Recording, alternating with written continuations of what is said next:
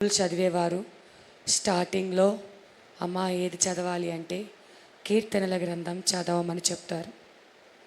ఎప్పుడైనా వేదనలో, దుఃఖంలో, భయంలో, నిట్టూర్పులో ఇలాంటి పరిస్థితుల మధ్య ఉన్నప్పుడు అలా కీర్తనలు ఓపెన్ చేయంగానే ఏదో ఒక మాట మనల్ని ధైర్యపరిచేదిగాను, ఆదరించేదిగాను, దేవుడే స్వయాన మనతో మాట్లాడినట్టుగాను కొన్ని లేఖన భాగాలు ఉంటాయి. కాబట్టి పరిశుద్ధ గ్రంథం అంతటిలో కీర్తనలు ఒక ప్రత్యేకమైనటువంటి గ్రంథము అని చెప్పుకోవచ్చు. అయితే ఈ 37వ కీర్తనలో 40 వచనాలు ఉంటున్నాయి. ఈ 40 వచనాలు గనక మనము చదివి అర్థం చేసుకొని దాని ప్రకారం జీవిస్తే ఈ భయంకరమైన లోకంలో మనం ఎలా జీవించాలో దేవుడు మనకు నేర్పించడానికి ఈ కీర్తన వ్రాయించి ఉంచారు. హల్లెలూయా. ఉన్నది 40 వచనాలు. వ్రాసింది దావీదు గారు. ఆయన ఎప్పుడు రాశాడు ఈ కీర్తన అంటే తాను ఆ యొక్క వృద్ధాప్య వయసుకు వచ్చాక, తాను చిన్ననాట నుండి బాల్య దినాల నుండి దేవుని సన్నిధిలో ఎలా, మరి అరణ్యంలో ఎలా, మరి గుహల్లో ఎలా, తనను శత్రువును తరుముతూ ఉన్నప్పుడు ఎలా, తన అనుభవాల నుండి వచ్చిన ఆ యొక్క ఎక్స్పీరియన్స్ బట్టి వ్రాసిన కీర్తన ఈ 37వ కీర్తన. అయితే ఇందులో మొదట రాయబడిన మాటలు, చెడ్డవారిని చూసి నీవు వ్యసన పడకము, దుష్కార్యములు చేయువారిని చూచి మత్సర పడకము, వారు గడ్డి వలె త్వరగా ఎండిపోదురు, పచ్చని కూర వలనే వాడిపోదురు. ఇది మీరు అంగీకరించినా అంగీకరించకపోయినా క్రైస్తవులందరిలో ఎదుర్కొంటున్నటువంటి ప్రధానమైన సమస్య ఏంటండి? ఆ సమస్య అంటే గనక మనము చెడ్డవారిని చూసి వ్యసన పడుతున్నాం. క్రైస్తవులుగా, ప్రార్థనా పరులుగా మనమైతే ఏ తప్పు చేయటం లేదు. కానీ మనం చేసేది ఏంటి అంటే వాళ్ళు చెడ్డవారే. వారు భయంకరమైన వడ్డీ వ్యాపారం చేసేవారు, రాబందులు పీక్కు తినేటట్టుగా పీక్కు తినేవారు, నష్టం కలగచేసేవారు, బాధ పెట్టేవారు, కీడు తలపెట్టేవారు, అన్యాయంగా మాట్లాడేవారు, అన్యాయంగా మరి ఆ యొక్క మనుషులతో వాగ్వాదానికి దిగేవారు. ఇలా కానీ వాళ్ళ పరిస్థితి చూస్తే ఎలా ఉంటుందంటే వాళ్ళు ఎప్పుడు వర్ధిల్లుతూనే ఉంటారు. దేవునిలో నీతిగా ఉండి ప్రార్థన చేస్తూ ఆయన మీద ఆధారపడిన వారు అడుగడుగున కష్టాలు పడుతూ ఉంటే మనకు అనిపిస్తుంది, ఇంత భక్తి చేసి వ్యర్థం కదా, ఇంత దేవుని సన్నిధికి వెళ్ళి వ్యర్థం కదా. అన్యాయంగా ప్రవర్తించేవారు, చెడ్డవారు, మోసం చేసేవారు, లంచాలు తీసుకునేవారు, అక్రమంగా ప్రవర్తించేవారు, కీడు తలపెట్టేవారు, వాళ్ళేమో దినదినము దీవించబడుతున్నారు. దాని అర్థం ఏంటంటే ఈ లోకంలో వాళ్ళు చాలా ఎంజాయ్గా లైఫ్ నడిపిస్తున్నారు, చాలా సంతోషంగా. వాళ్ళు ఎలా ఎంజాయ్ చేస్తున్నారంటే వాళ్ళ కార్స్ అయితేనేమి, వాళ్ళ బంగారం అయితేనేమి, వాళ్ళు అడుగుపెట్టిన ప్రతి చోట మరి ఒక సఫిషియెంట్గా వాళ్ళు జీవిస్తున్నారు. దేవుని మీద ఆధారపడిన కొంతమంది భక్తులు తినటానికి కూడా లేకుండా చాలని బ్రతుకులతో ఏ చిన్నదొచ్చినా దేవుడి మీద ఆధారపడి అనేకమైన రోగాలను భరిస్తూ ఆ రోగాల మధ్యలో కూడా దేవుడు మేలు చేస్తాడని నమ్మి దేవుణ్ణే ఆశ్రయించి దేవుణ్ణి నమ్మి ముందుకు సాగుతూ ఉన్నాం. అప్పుడు దేవుడు ఏమంటున్నాడంటే నువ్వు వాళ్ళని చూసి వ్యసన పడొద్దు. ఎందుకు ప్రభువా, మేము ఇంత బాగా పరిశుద్ధంగా ఉన్నామే, ఇంతగా నీ పని చేస్తున్నామే, వాళ్ళు దీవించబడుతున్నారు, మేము కష్టాలు పడుతున్నామని వాళ్ళని చూసి నువ్వు వ్యసన పడొద్దు. దుష్కార్యములు అనగా పాపము చేసే వారిని చూసి కుళ్ళుకోవద్దు. కుళ్ళుకోవటాన్ని మత్సర పడటం అంటారండి. మత్సర పడద్దు. వారికి ఒక టైం వస్తుంది, అప్పుడు ఏమైపోతారో తెలుసా? వాళ్ళు ఎలాగైతే గడ్డి పువ్వులు మీకు తెలుసా అండి, ఉదయాన్నే వికసిస్తాయి, మధ్యాహ్నం అయ్యేసరికి అవి వాడిపోతాయి. పాపం చేసేవారు, దుష్కార్యములు చేసేవారు, చెడ్డవారు, దేవుని దగ్గరికి రానివారు, దేవునికి విరోధంగా ప్రవర్తిస్తున్న వారు కూడా ఎండిపోతారు, వారు కూడా వాడిపోతారు. అలా వాళ్ళు ఎండిపోవాలి, వాళ్ళు వాడిపోవాలని మనం కోరుకోకూడదు. కానీ మనకు దేవుడు ఏం నేర్పిస్తున్నాడు అంటే, నీవు వారిని చూసి వ్యసన పడొద్దు, వారి గురించి గొనిగి సనిగి ఎందుకు ఇలా అని నన్ను ప్రశ్నించొద్దు, ఎందుకు వాళ్ళే దీవించబడుతున్నారు, నాకే ఎందుకు ఈ కష్టాలని నిన్ను నీవు తక్కువ చేసుకోవద్దు అని మరి దేవుడు సెలవిస్తున్నాడు. పరిశుద్ధ గ్రంథంలో హన్నమ్మ అని ఒక తల్లి ఉంది. ఆ తల్లికి చాలా కాలం నుండి పిల్లలు లేరు. అయితే పెళ్ళయింది, పిల్లలు లేరు. మరి రెండో భార్య పెనిన్నాకైతే చాలామంది పిల్లలు ఉన్నారు, పిల్లలు పుడుతున్నారు. ఈమెయితే దేవుని దగ్గర ఎంత మొరపెట్టినా పిల్లలు లేరు ఈమెకి. అయితే ఈమె ఏమనుకుంటుంది, అన్నమ్మ నాకెందుకు పిల్లల్ని ఇవ్వలేదు, ఉన్నోళ్ళకే ఒకళ్ళు ఇద్దరు ముగ్గురు నలుగురు ఏటేటా ఆమెకి పిల్లలు పుడుతున్నారు, నాకు చూస్తేనేమో నా గర్భాన పిల్లలు లేరు, నాకెందుకు ఈ బాధ, నాకెందుకు ఈ కష్టము అని చెప్పేసి ఆ యొక్క హన్నమ్మ ఎంత కన్నీరు కార్చిందో. దుష్టుడండి ఆశీర్వదించబడినట్టుగానే కనిపిస్తాడంట, కానీ అది ఎంతకాలం అంటే కొద్ది కాలం మాత్రమే. హల్లెలూయా. దేవుని పిల్లలము మనము ఓడిపోయినట్టే కనిపిస్తాము, కానీ అది ఎంతకాలం అంటే మనము ఓడిపోము, కానీ దేవుడే మన పక్షమున విజయం ఇస్తాడు. హల్లెలూయా. మరి ఎస్తేరు గ్రంథంలో చూసుకున్నట్లయితే అక్కడ మనకు బాగా తెలిసినటువంటి లేఖన భాగం, 127 దేశాలను పరిపాలన చేస్తున్నటువంటి రాజు అహష్వేరోషు. అయితే ఆ రాజుతో కొంచెం తక్కువగా ఉన్నవాడు అక్కడ ప్రధానమంత్రి అయినటువంటి హామాను.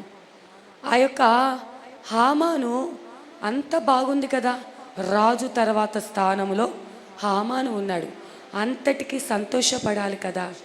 కానీ చెడ్డవారికి, దుష్టులకి వాళ్ళు ఉన్న దాంతో సంతృప్తి పడరండి. అలా సంతృప్తి పడకుండా ఏం చేశాడంటే, యూదులలో ఒకడు మొర్దెకయి ఆయనకు సాష్టాంగపడి నమస్కారం చేయలేదని ఆ యొక్క మొర్దెకై మీద కక్ష కడతాడు. కక్ష కట్టి మొర్దెకై కోసము బాగా కక్ష పెంచుకొని ఇంటికి వెళ్ళి తన భార్యకు చెప్తాడు. తన భార్యకు చెప్పి, ఇదిగో అందరూ నాకు వంగి వంగి దండాలు పెడుతున్నారు, రాజు తర్వాత రాజుని నేనే, కానీ ఆ యూదుడున్నాడే, ద్వార పరిపాలకుడు ఉన్నాడే, ఆయన మాత్రం నాకు నమస్కరించటం లేదు, ఏదో ఒకటి చేసి ఆయనను హతము చేయాలి అనుకుంటాడు. ఆయన కోసం చాలా ఎత్తైనటువంటి ఉరి కొయ్యను సిద్ధపరుస్తాడు.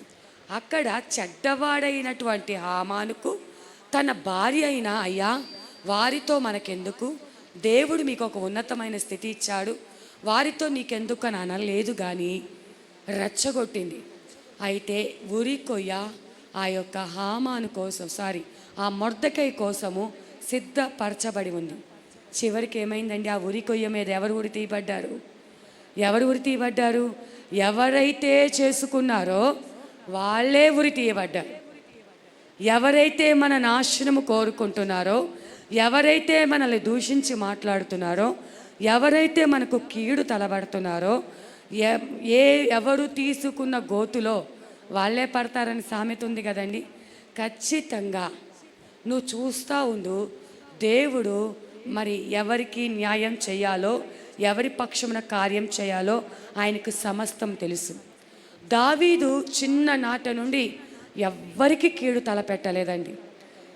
సొంతము మామ సౌలు ఎలా ప్రవర్తించాడంటే, మతి తప్పిన వాడిగా, ఒక సైకోలాగా. బాగానే దావీదు, నువ్వు రా నాతో పాటు ఉండు, నువ్వు ఈరోజు నాతోనే భోజనం చెయ్యాలి, ఈ భోజనపు బల్ల మీద నా ఎదురుగా ఉండి నువ్వు నాతో భోజనం చెయ్యాలి అనేవాడు. భోజనం చేసే లోపల ఆ యొక్క ఈటతో ఇసిరేసేవాడు. కొద్దిగలో దావీదు తప్పించుకొని ఆ ఈట ఎదురుగా ఉన్న గోడకు నాటుకుపోయేది. అట్లా ఒకసారి కాదు, 2 సార్లు కాదు, 3 సార్లు కాదు, వెంటపడి చంపాలని చూస్తున్నాడు. ఎక్కడో ఉన్న ఆయనను తీసుకొచ్చి రాజ్యంలో ఉంచింది సౌలే, పిల్లనిచ్చి పెళ్లి చేసింది సౌలే, నా తర్వాత స్థానం నీదే అన్నది సౌలే. కానీ ఇప్పుడు అడుగడుగున చంపటానికి ప్రయత్నిస్తున్నాడు. దావీదుకున్నటువంటి బలమును బట్టి దావీదు సౌల్ని చంపేయాలి. కానీ దావీదు అభిషిక్తుడైనప్పటికీ, తను బలం కలిగి ఉన్నవాడైనప్పటికీ సౌలు జోలికి వెళ్ళలేదు. కానీ తాను వృద్ధాప్య వయసుకొచ్చేంత వరకు ఎంతమంది ఆయనకు కీడు తలపెట్టినా ఎవ్వరు జోలికి వెళ్ళకుండా తాను మాత్రము తన యొక్క దేవునికి నమ్మకంగా ముందుకు సాగిపోతానే ఉన్నాడు. హల్లెలూయా. కాబట్టి దావీదు తన అనుభవాలతో, మీరు ఎవరైనా అలాగా చూసి బాధపడుతున్నారా, ఎందుకు నాకు ఇలా కీడు తలపెడుతున్నారు, నేను మేలే చేశాగా, వాళ్ళని ప్రేమించాగా, వారికి సహాయం చేశాగా, వారిని ఆపదలో ఆదుకున్నాగా, అయినా వీళ్ళ మనసులో ఎందుకు ఇంత కఠినాత్మంగా వీళ్ళు తయారవుతున్నారు, ఎందుకు ఇంత చేదును నా మీద విషము చిమ్ముతున్నారు అని దేవుని బిడ్డలైన మీరు ఎవరైనా బాధపడుతున్నారేమో. దేవుడు అంటున్నాడు, మీరు మౌనంగా ఉండండి, కార్యం చేసేది దేవాది దేవుడు. హల్లెలూయా. ఇంకా చూసుకున్నట్లయితే ఆ దుష్టులు కండి 3-4 వచనాల్లో చూసుకుంటే, యెహోవా యందు నమ్మిక ఉంచి మేలు చేయము, దేశమందు నివసించి సత్యము అనుసరించుము, యెహోవాను బట్టి సంతోషించుము, ఆయన నీ హృదయ వాంఛలను తీర్చును, నీ మార్గమును యెహోవాకు అప్పగింపుము, నీవు ఆయనను నమ్ముకొనుము, ఆయన నీ కార్యము నెరవేర్చును. ఇక్కడ దుష్టులు ఏం చేస్తారంటేనండి, దేవుని యందు నమ్మిక ఉంచరు.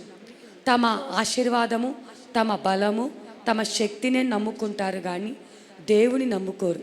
కానీ దేవుని బిడ్డలమైన మనము ఎవరిని నమ్ముకుంటామంటే, దేవుని నమ్ముకున్నాము కాబట్టే అనేకులకు మేలు చేస్తాం. హల్లెలూయా. నీవు గనక దేవుని నమ్మితే నువ్వేం చేస్తావంటే ఎవ్వరికి కీడు చెయ్యవు, అందరికీ మేలే చేస్తావు. నువ్వు దేవుని నమ్ముకున్నావా, దయ్యాన్ని నమ్ముకున్నావా అన్నది నీవే గమనించుకో. నువ్వు మేలు చేస్తే దేవుని నమ్ముకున్నట్టు, నువ్వు కీడు తల పెడితే సాతానును నమ్ముకున్నట్టు. సాతాను సంబంధులు, దుష్టులు ఎప్పుడు కూడా వారు దేవుని నమ్ముకోరు కాబట్టి అందరికీ కీడు కీడు కీడు. ఇప్పుడు హత్యలు ఎలా చేస్తున్నారండి, ఎక్కడ చూసినటువంటి హత్యలు భయంకరంగా. మరి ఆ చిన్న బిడ్డ ఇంటర్ చదివే అమ్మాయిని చంపారంట, లోపల ఉన్న లివర్ పగిలిపోయేటట్టు గుద్దారంట. ఎవరో అంతకులు దొరకలేదు కానీ లోపల ఉన్న లివర్ పగిలిపోయిందంటే ఆ ఇంటర్ చదివే అమ్మాయి ఆ దెబ్బలకు ఎంత బాధపడి ఉంటుంది, ఎంత నొప్పి అనుభవించి ఉంటుంది, ఎంత నరకం అనుభవించి ఉంటుంది. ఏంటంటే సాతాను సంబంధులకు మేలు చెయ్యకపోగా వాళ్ళు కీడు తలబెడతారు. దేవుని బిడ్డలు ఎక్కడైనా చంపినట్టు మీరు ఎక్కడైనా వార్తల్లో విన్నారా?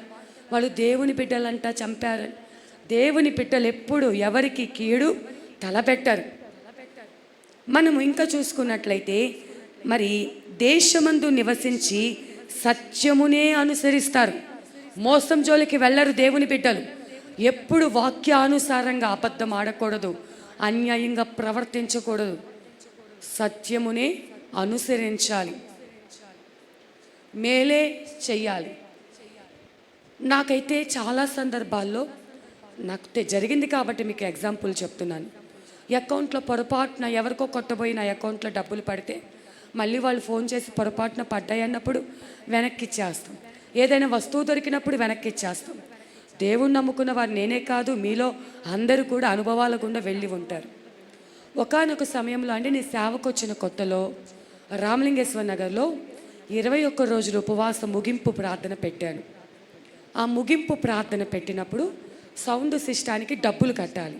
అప్పటికి నా దగ్గర 3-4 సౌండ్ సిస్టమ్ అని సేవ్ చేసుకున్న నెంబర్లు అడ్వాన్స్ ఇచ్చేసాను. మరి మీటింగ్ అయిపోయింది. నెక్స్ట్ డేకి మిగిలిన అమౌంట్ ఒక 1000 రూపాయలు, మిగిలిన రిమైనింగ్ బ్యాలెన్స్ కొట్టేయాలి వాళ్ళకి.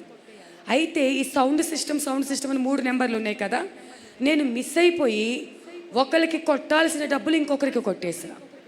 నా పరిస్థితి ఏంటంటే 100 రూపాయలు కూడా దొరకని పరిస్థితి. సేవకు వచ్చిన క్రొత్తలో రామలింగేశ్వర నగర్లో ఉన్నప్పుడు చాలా భయంకరమైన శ్రమ అనుభవిస్తున్నాం. దేవుని కృపను బట్టి దేవుని దగ్గర ఉపవాసం ఉండి 21 దినాల ముగింపు ప్రార్థనని రోడ్డు మీద స్టేజ్ అది కట్టి ఘనంగా ఏర్పాటు చేసి ఈ డబ్బులు దీనికోసం అని వచ్చిన కానుకలన్నీ పంచి అలా పెట్టుకున్నా.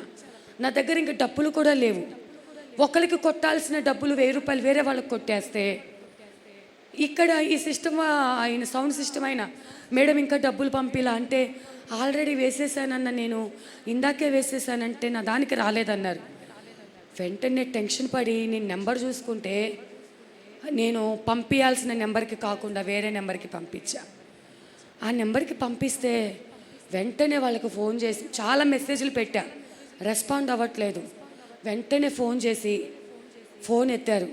అన్నా, నేను ఇలా సేవకురాలిని మీటింగ్ పెట్టుకున్నాను, ఇలా రిమైనింగ్ బ్యాలెన్సు. అవతల వ్యక్తి కూడా క్రైస్తవుని పేరుందండి. మరి ఎలా మనస్సాక్షి లేదో తెలియదు కానీ నా దగ్గర డబ్బులు లేవన్నా సౌండ్ సిస్టానికి కొట్టాలి, కొంచెం వెంటనే నా డబ్బులు నాకు వెనక్కి పంపిస్తే నేను వేరే వాళ్ళకి వెయ్యాలని ఎంత బతిమిలాడినా ఒక్కసారి ఫోన్ ఎత్తాడు, ఇంకా ఫోన్ ఎత్తడం మానేశాడు. మెసేజ్లు పెడుతున్నా చూస్తున్నాడు, రిప్లై ఇవ్వట్లా. ఎంత బాధ అనిపించిందో నాకు. చిన్న అమౌంటే కావచ్చు, 1000 రూపాయలు. అప్పుడు నాకున్న పరిస్థితిలో ఒక పక్క ఆయనకి డబ్బులు ఇవ్వాలి, నా దగ్గర ఇంకా డబ్బులు లేవు. చాలా నలిగిపోతున్న పరిస్థితి. నేను అనుకున్నాను అప్పుడు, ప్రభువా, నీ పేరే పెట్టుకున్న వాళ్ళలో కూడా కొంతమంది ఇలా ఉన్నారా మోసం చేసేవారని. దేవుడు తర్వాత ఏదో ఒక ద్వారం తెరిచి వారికి ఇలా చెప్పి పొరపాటున వేరే వాళ్ళకి అమౌంట్ వేసానని వాళ్ళను టైం అడిగి మళ్ళీ అమౌంట్ పంపించాను. ఈ మాట ఎందుకు చెప్తున్నానంటే అది 100 కావచ్చు, 1000 కావచ్చు, దేవుని పిల్లలమైన మనము ప్రతి విషయంలో సత్యమును అనుసరించి నడుచుకుంటే దేవుడు మన సత్యమును చూసి ఆయన చూసినప్పుడు, మన యథార్థత చూసినప్పుడు ఆయనకు మనకు రావాల్సిన బహుమానాన్ని ఇస్తాడు. హల్లెలూయా. వాళ్ళకి అది తెలియదు, ఏదో తాత్కాలికంగా ఒక 1000 వచ్చేసిందిలే, మేము ఎంజాయ్ చేసాములే అని అనుకొని ఉండొచ్చు. కానీ నేను ఆ రోజు పడిన బాధ అది వారికి శాపంగా మార్చబడుతుంది.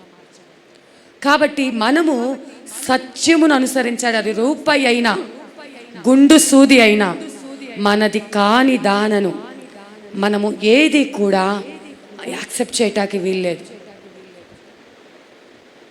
ఎప్పుడైనా పిల్లలు చిన్నప్పుడు నేను బట్టల షాప్కి వెళ్ళిపోయి రాత్రి ఎప్పుడో 9:30 అలా వస్తూ ఉండేదాన్ని. ఎప్పుడు వాళ్ళు రాసుకుంటూ ఉంటే వాళ్ళ బాక్సులో ఎలైజర్స్ పెన్ను చూస్తే, ఈ ఎలైజర్ ఎవరిది, నేను కొనిపెట్టింది కాదే ఎలైజరు, ఈ పెన్ ఎవరిది అంటే మా ఫ్రెండ్ ఇచ్చిందంటే, ఫ్రెండే ఇచ్చిందా, నువ్వు చెప్పి తీసుకున్నావా చెప్పకుండా తీసుకున్నావా. ఎలైజర్ విషయంలో కూడా చాలాసార్లు గద్దించిన విషయాలు ఉన్నాయి. లేదమ్మా మా ఫ్రెండే ఇచ్చిందంటే నేను రేపు అడుగుతాను, మీ ఫ్రెండ్ ఇచ్చిందో నువ్వు తీసుకున్నావు, అడగండి పిల్లలు. నేను ఎన్నోసార్లు గద్దించిన సమయం. చిన్న పెన్సిలే, చిన్న ఎలైజరే 2 రూపాయలు విలువ చేయదు. కానీ ఆ 2 రూపాయలే నీ పిల్లల ఆశీర్వాదాన్ని దొంగిలించవచ్చు.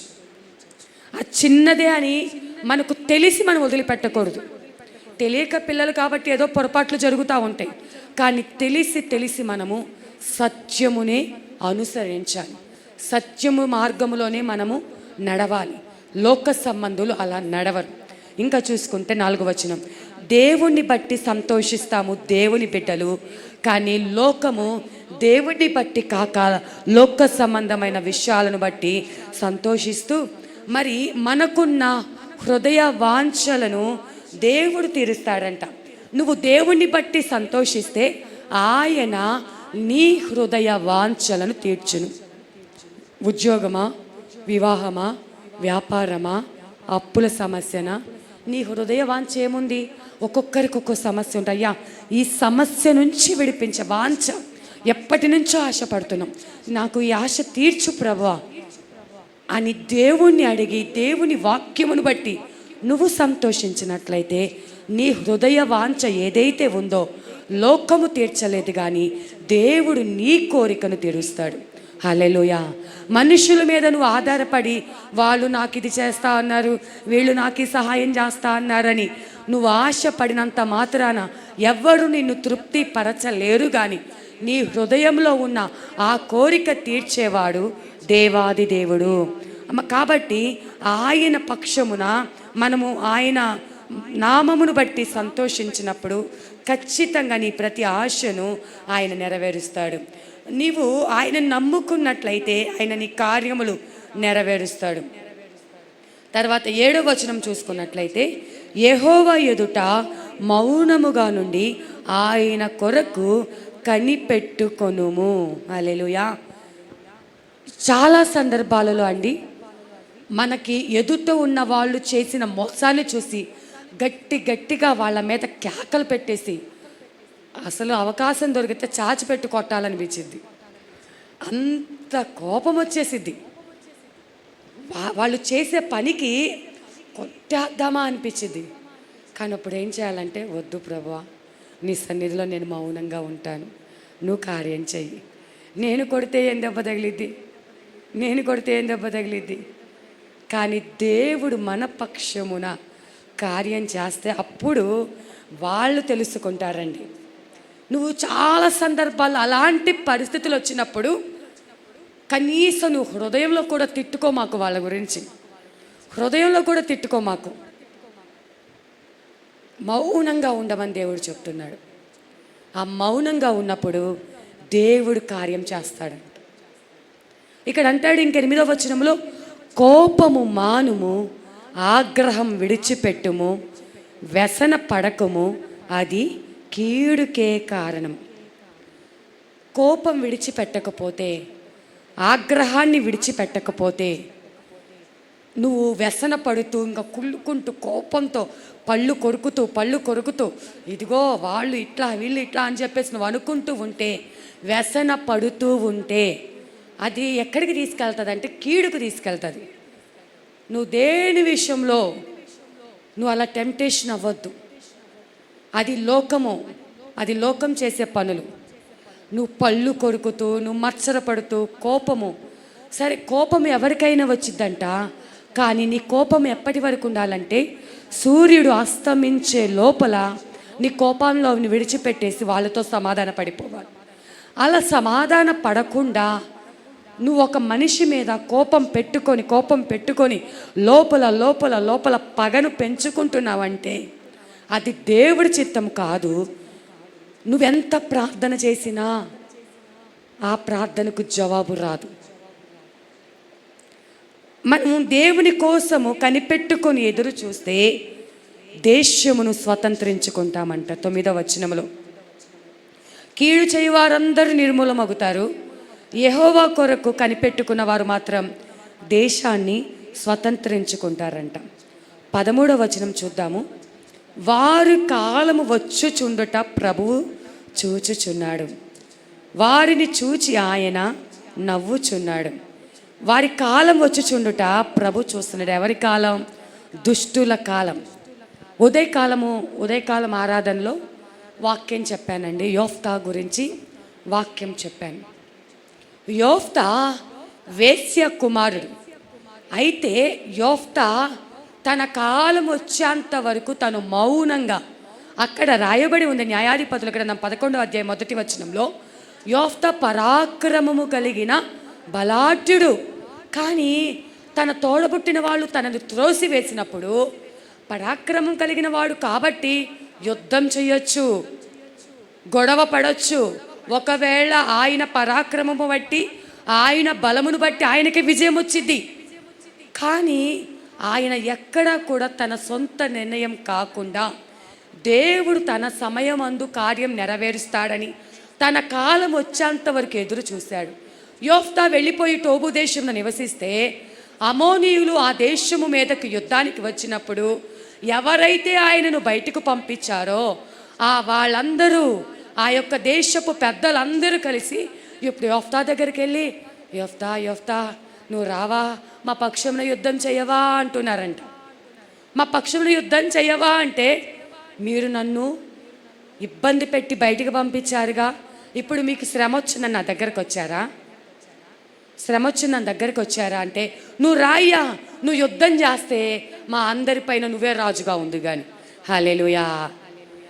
యోఫ్తా మౌనముగా అక్కడ నుంచి వెళ్ళిపోయాడు. దేవునికి అవకాశం ఇచ్చాడు. చాలా సందర్భాలలో మనం ఎదుర్కొంటున్నటువంటి పరిస్థితుల్లో, కష్టాల్లో, నష్టాల్లో మనము దేవునికి అవకాశం ఇవ్వకుండా మన జ్ఞానాన్ని, మన బలాన్ని, మన ఆలోచనని, మనకు కలిగిన పలుకుబడిని, మనకున్న మనుషులు, మనకున్న అధికారం, వీటన్నిటిని ఉపయోగించి ఏదో ఒకటి చేయాలని ప్రయాసపడుతున్నాము. దాని వలన ఎటువంటి మేలు ఉండదు. దానివలన ఎటువంటి మేలు ఉండదు. నువ్వు ఆధారపడవలసింది ఆయన మీద. నువ్వు మౌనంగా ఉంటే, నీ కాలం వచ్చేంత వరకు నువ్వు ఎదురు చూస్తే, దేవుడంట వారి కాలం రావటం చూస్తున్నాడు. ఇక్కడ ఉన్న ప్రతి ఒక్కరికి ఒక కాలం ఉంది. ఒక కాలం ఉంది. ఆశీర్వదించబడే కాలం, దీవించబడే కాలం, దేవుడు ఉన్నత స్థలముల మీద నిలబెట్టే కాలం. దీన దరిద్రతలో ఉన్నటువంటి మనలను, పెంట కుప్పల మీద ఉన్న మనలను ఆయన సింహాసనంకి ఎక్కించబోతున్నాడు. హల్లెలూయా. అది దేవుడు ఏర్పాటు చేసిన కాలం. ఆయన కాలం వచ్చేంత వరకు మనము ఎదురు చూసేవారిగా ఉండాలని దేవుడు కోరుకుంటున్నాడు. మరి 16వ వచనం చూసుకున్నట్లయితే, నీతిమంతునికి కలిగినది కొంచెమైనను బహుమంది భక్తిహీనుల కన్నా ధన సమృద్ధి కంటే శ్రేష్టం. ఇక్కడ నీతిమంతునికి కలిగినది కొంచెమే. చాలని జీవితంతో వారు జీవిస్తున్నారు. కానీ భక్తిహీనులకి చాలా సమృద్ధి, ధన సమృద్ధి ఉందంట. మీరు గమనిస్తేనండి, కోట్ల ఆస్తులు కలిగినటువంటి వారికి నెమ్మది లేదు. కోట్ల ఆస్తులు కలిగిన వారు ఎంతో ప్రయాసపడుతున్నారు. కరోనా సమయంలో అనేకులు తమ యొక్క కోట్లన్నీ ఖర్చు పెడతామన్నా కూడా ఎవరు, లేకపోతే వారి ధనము, వారి బలము ఏది కూడా వారిని కాపాడలేకపోయింది.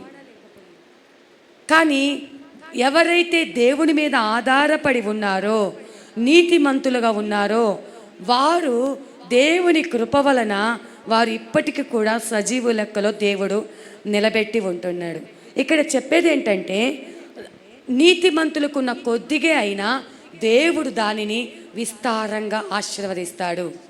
చాలామందికి లక్షల జీతము వచ్చినప్పటికీ ఆ జీతము నిలబడట్లేదు. చిల్లు సంచిలో వేసినట్టుగా వాళ్ళు పైకి కనపడటానికి సమృద్ధి కలిగిన వారిగానే ఉన్నారు. కానీ ఎటు నుంచి వస్తుందో ఎటు పోతుందో అర్థం కావట్లేదు. వేలకు వేల రూపాయలు వస్తున్నాయి పోతున్నాయి. అనవసరమైన ఖర్చుల పాలైపోతున్నాయి.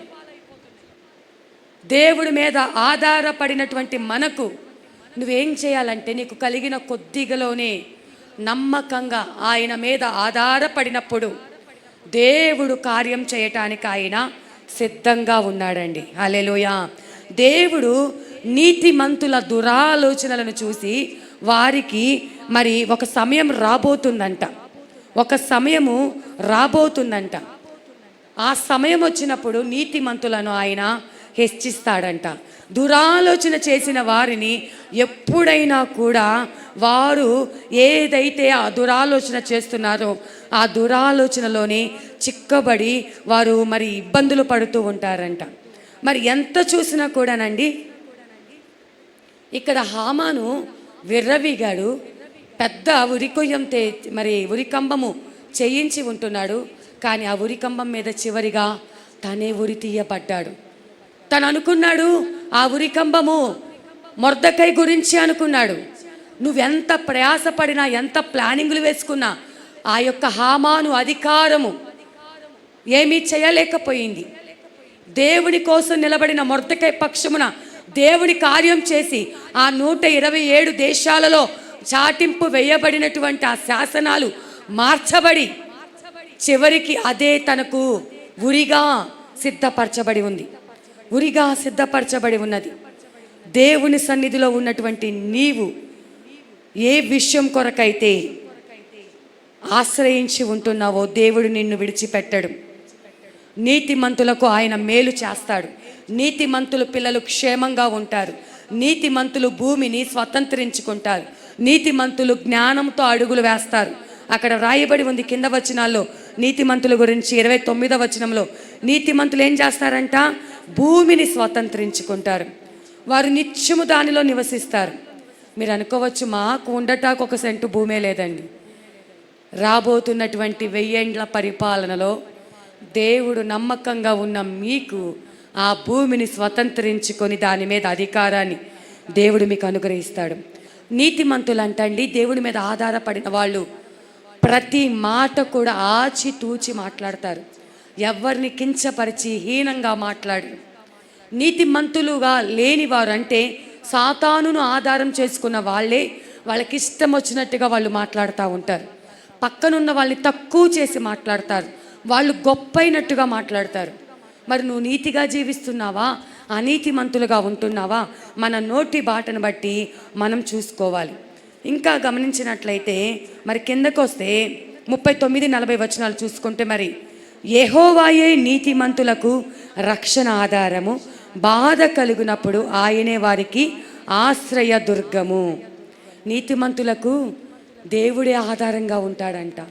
బాధ కలిగినప్పుడు రక్షణ ఆధారంగా, ఒక కోటగా, ఏ శ్రమ వచ్చినా నేను నిన్ను కాపాడుతానమ్మా అని ఆశ్రయ దుర్గముగా ఉంటాడంట. దేవుడి వారికి సహాయకుడిగా ఉండి వారికి వచ్చిన ప్రతి కష్టంలో, శ్రమలో వారిని రక్షించి యెహోవా శరణుజొచ్చి ఉన్నారు గనుక ఆయన భక్తిహీనుల చేతుల్లో నుండి వారిని విడిపించి రక్షించును. ఫైనల్గా ఒక్కటే, దుష్టులు ఒక పక్కన ఉన్నారు, నీతిమంతులు ఒక పక్కన ఉన్నారు. నువ్వు ఏ గుంపులో ఉంటావు? దుష్టుల గుంపులో ఉంటావా, నీతిమంతుల గుంపులో ఉంటావా? దుష్టుల గుంపులో ఉంటే ఏ విధంగా నాశనం అయిపోతారు, ఏ విధంగా కీడు సంభవిస్తుంది, ఏ విధంగా ఉగ్రత పాలవుతారు. అదే నీతిమంతుల గుంపులో ఉంటే ఎన్ని ఆశీర్వాదాలు పొందుకుంటాం. ఇప్పుడు దుష్టులకు ఇప్పుడు ప్రజెంటు అన్నీ ఉన్నట్టుగానే కనిపించవచ్చు, అది తాత్కాలికమైనది. కానీ నువ్వు దేవుని కోసం నీతిగా బ్రతికి దేవుని మీద ఆధారపడి దేవుని కొరకు మౌనముగా ఉండి ఆయనకు అప్పగించుకున్నప్పుడు నీ కాలం వచ్చినప్పుడు కార్యం చేయటానికి ఆయన సిద్ధంగా ఉన్నాడు. కాబట్టి ఏ విషయంలో కృంగిపోకుండా దేవుని తట్టు కన్నులెత్తి, ప్రభువా నా పరిస్థితి ఇదయ్యా, నా శ్రమ ఇది ప్రభువా, నా కష్టం ఇదయ్యా, నా నింద ఇది ప్రభు, నా అవమానం ఇది ప్రభు, నన్ను విడిపించవా, నన్ను బాగు చెయ్యవా, నా కష్టాల నుండి విడిపించవా అని నువ్వు గొనిగి సనిగి ఒకవేళ నువ్వు మాట్లాడితే, నువ్వు పగ తీర్చుకుంటే, నువ్వు అన్యాయంగా ఉంటే, నువ్వు అబద్ధం ఆడితే నీకు రావాల్సిన ఆశీర్వాదమును పోగొట్టుకుంటావు. సత్యమునే అనుసరించాలి, ప్రేమనే పంచాలి, కోపం మానాలి, ఆగ్రహం విడిచిపెట్టాలి. హృదయంలో ఒకటి పెట్టుకొని పైకి ఒకటి మాట్లాడకూడదు. హృదయం ఏది నుండి ఉంటుందో నోరు అది మాట్లాడుతూ ఉంటుందంట. ఏ విధంగా మనము భక్తి చెయ్యాలో దేవుడు ఈరోజు మనతో మాట్లాడి ఉంటున్నాడు.